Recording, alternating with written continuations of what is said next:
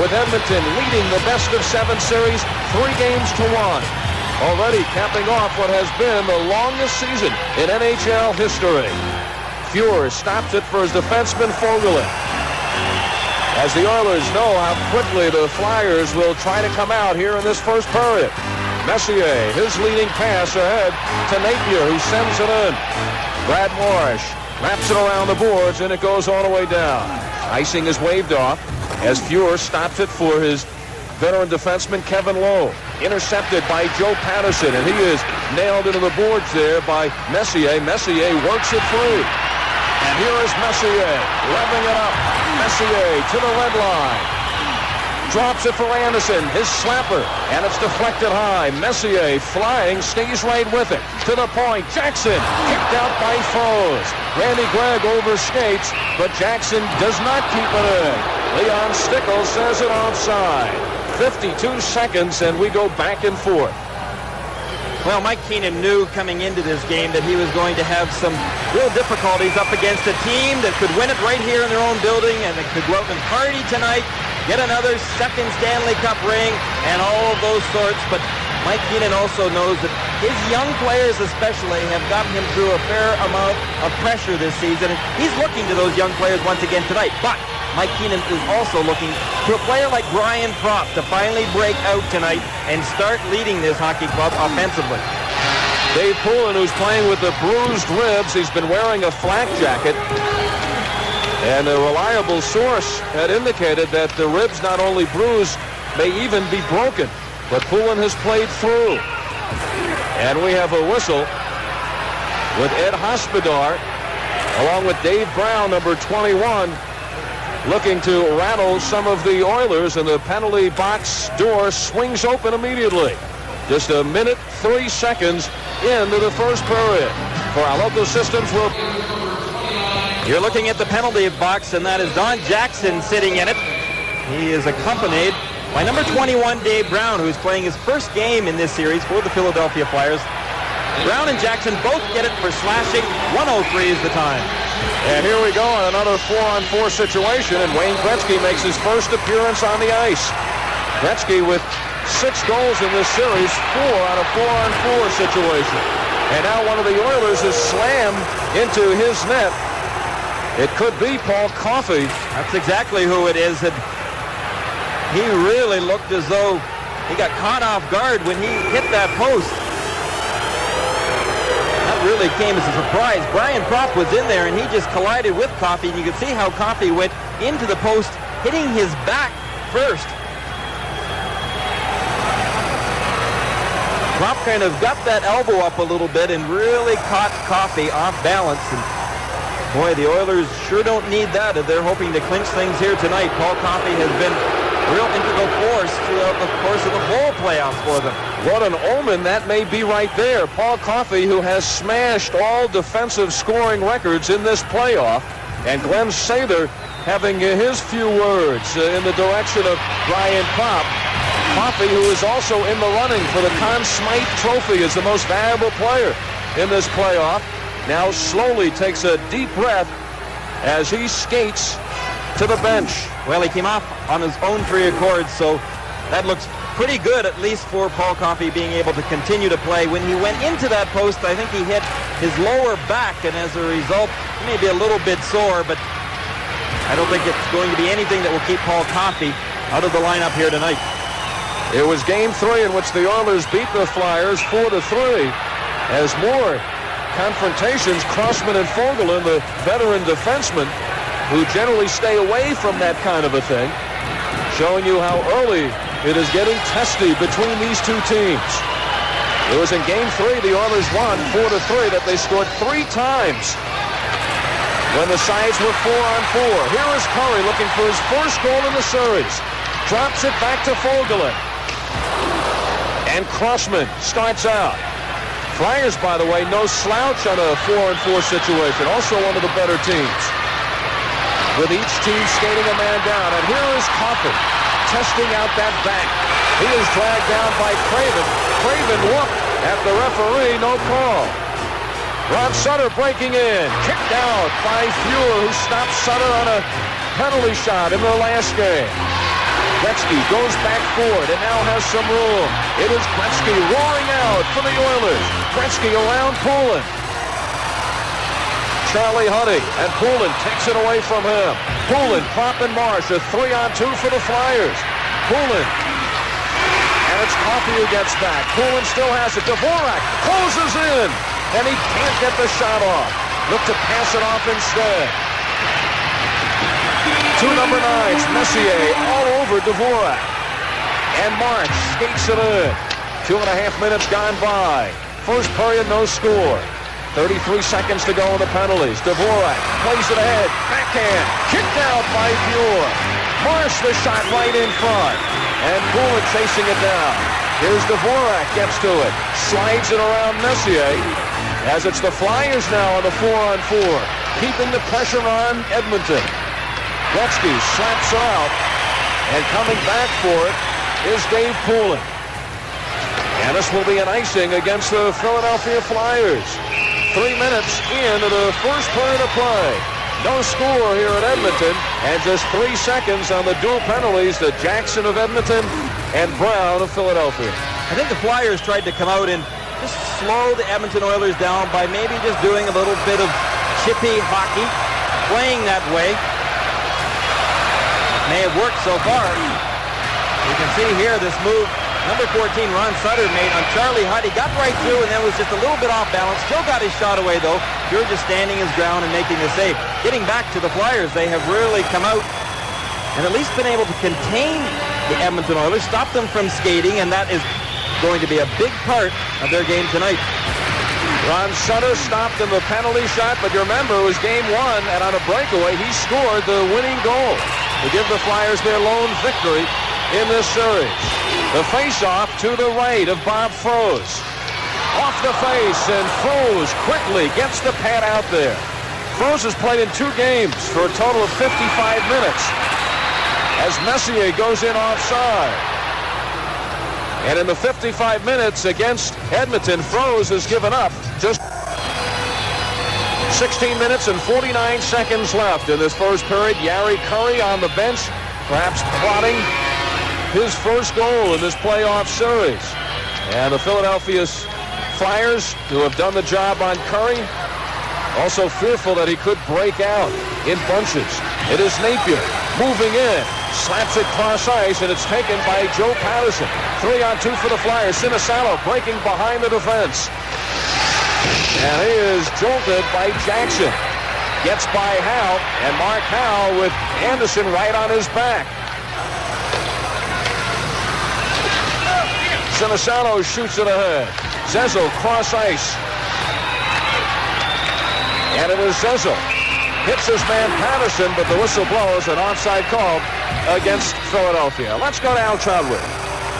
Al, the return address on this box says Hockey Hall of Fame, Toronto, Ontario, Canada. It may be open tonight, it may be not. If it does, this is what we'll find inside the Stanley Cup that Lord Stanley donated in 1892.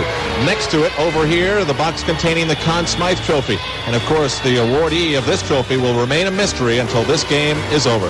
Back to you and Gary.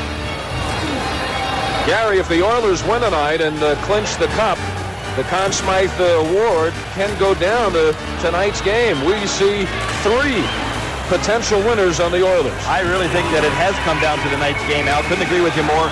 Wayne Gretzky, Paul Coffey, and Grant Fuhr, in my estimation. A lot of people feel that Mark Messier has accomplished just as much, but it is really close.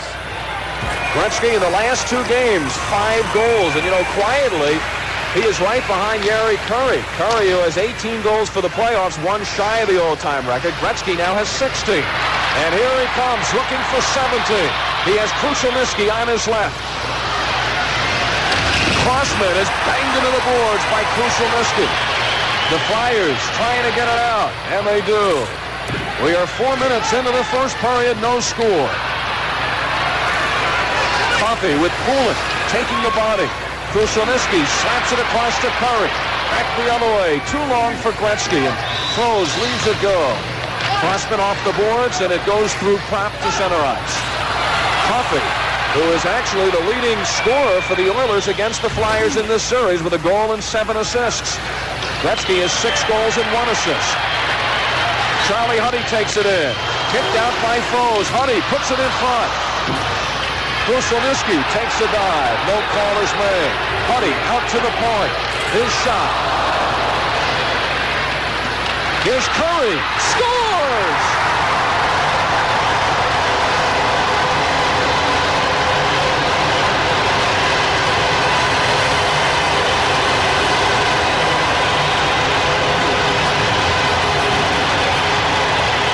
You just knew sooner or later Jari Kurri was going to score. He's been held off the scoreboard for 4 games. That's the longest ever this season. Here's the shot.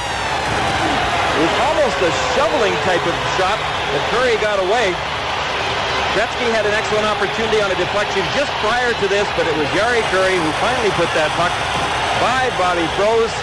Jari Kurri's first goal of the Stanley Cup Finals. And this is after he scored 12 goals in the Chicago series. And he ties the all-time playoff record in 1 year of 19 goals. Tied with Reggie Leach of the Philadelphia Flyers. And now Kurri has the rest of this game to become the first 20-goal scorer ever in Stanley Cup history. So Jari Kurri, who scored 71 goals during the course of the regular season, has struck for number 19 here in the playoffs. It has been a 90-goal season for Jari Kurri. Gretzky and Huddy get the assists at 4:54. Here's Patterson, the rebound, and he hits it off the side of the net. 1-0. The Oilers jump in front. An Oilers team that has not lost in the playoffs here at home. 9-0 their record this year. And they have won 15 straight at home in the playoffs, tying the Montreal Canadiens for that record. Well, this team, the Edmonton Oilers, cannot stop at that one, though, because watch, the Philadelphia Flyers come right back down the ice. Good shot. And then Patterson gets an excellent opportunity here. Just couldn't quite find the open room. Grant Fuhr moving very quickly from his right to his left. Let's watch it again. Fuhr gives off the rebound, and Joe Patterson just comes streaking in there, lets the shot go quickly, maybe just a little bit too quickly. He is coming down the right wing side, being a left-hand shot. It was a little difficult for him possibly to get that shot away, just the way that he was balanced at the time. Fuhr playing his 18th straight Stanley Cup game. He played the last 12 for the Oilers in the regular season, so this is his 30th straight. And remember, Fuhr was not in net when the Oilers won the series last year against the Islanders from the point. And it is deflected back the other way. Fuhr was injured in that Islander final. Here is Lindstrom, his shot, scores!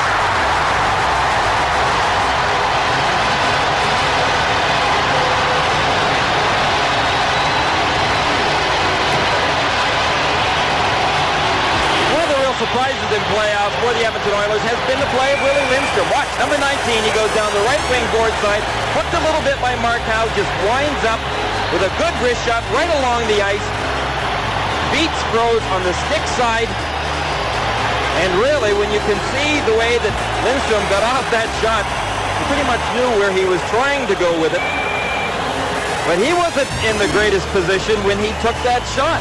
But Willie Lindstrom really has been a surprise during the course of playoffs this year, and a very pleasant surprise. The 33-year-old veteran, he had scored goals in each of the first 2 games, including the game winner in game number 2. And the Oilers now lead it by the score of 2-0. A rough start for Bob Froese in his start here against Edmonton. Lindstrom the goal, Messier the assist at 5:31. So 2 goals within 37 seconds for the Edmonton Oilers. They lead it 2-0. So much for being over-anxious. Well, let's take a look at that goal by Willie Lindstrom one more time. And again, the way that he got away from that partial hook by Mark Howe, he showed persistency on the part of Willie Lindstrom, and then a great shot he got away. The Oilers hoping history repeats. Last year, they split the first 2 games with the Islanders and then won 3 in a row to capture the Cup here in Game 5. It has been the same scenario, splitting the first 2 in Philadelphia and taking the next 2 here, and this is Game 5. Poulin shot. Fuhr just standing up on the screen and was in the right place. Poulin again. Craven keeps it in. Marsh at the point as he was hurried by Anderson, and flying the other way of the Oilers, it is Messier. Puts on the brakes. Anderson picks it up, looking for Napier in front. And it comes back to center ice. 13 minutes, 20 seconds to go in his first period. The Oilers pouring it on, 2-0, they lead. Kurri and Lindstrom, the goal scorers. Coffey rounds the net, gets away from Rich Sutter. Right onto the stick of Kurri. Kurri to Krushelnyski. Through the legs, Gretzky back to the point. Honey fires, and it's deflected wide. And Rich Sutter on the go. Crush ice to Howe. Howe, his shot is smothered as Honey comes back, and then he jolts Howe into the boards. Derek Smith kicked out. Rebound, Rich Sutter scores! The Flyers come back. And it's a 2-1 hockey game. Well, the fans here in Edmonton booing that one. You can see right from the point, Derek Smith gets off a good shot, number 24. There's the rebound. It comes out. Rich Sutter, number 15, just has enough patience to hang on, to get himself into good position. Now he knows he can get that shot up. His only concern is making sure he's got the room. Lee Fogelin, I believe it was coming across and almost blocked that shot. I'm sorry, it was Charlie Huddy that came across that crease. And Charlie Huddy may have been able to stop that shot, but he just went a little bit too far, took himself out of the crease. So Rich Sutter, who scored in the first 46 seconds of game number 4, certainly stirs the confidence of the Flyers here in the first period. Derek Smith gets the assist. 7:23 is the time. 3 quick starts in the 3 games here in Edmonton. Ed Hospodar.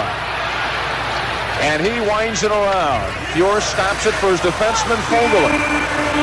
Fogelin plays it on the stick of Lowe. Out it goes on the left wing to Dave Hunter. And Lindstrom pounds it around. And that also has to help the confidence of Bob Froese. Offside call against the Edmonton Oilers. We have 11 minutes and 57 seconds to go in this first period. I was talking to Mike Keenan yesterday about this player, Rick Tocchet, and the Flyers have so many good young players, but this man particularly has got a real keen sense for going for that net with his shot, and he has got a real bullet of a drive.